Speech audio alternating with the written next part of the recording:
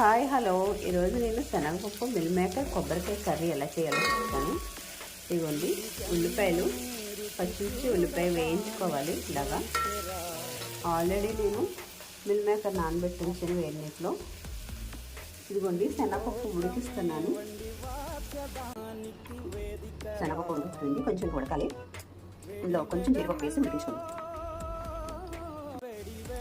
బాగా వేగిపోయింది. ఇప్పుడు టమాటా వేసుకుందాం. దాంతోపాటు అల్లం వెల్లుల్లి పేస్ట్ కూడా వేసుకుందాం.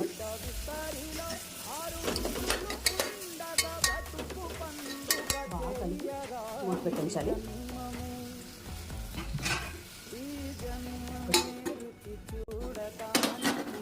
టమాటా బాగా మగ్గిపోయింది. ఇప్పుడు మిల్మేకర్ వేసుకుందాం. కాసేపు మూత పెట్టి ఉంచుకుందాం. బాగా దగ్గర అయిపోయిందండి.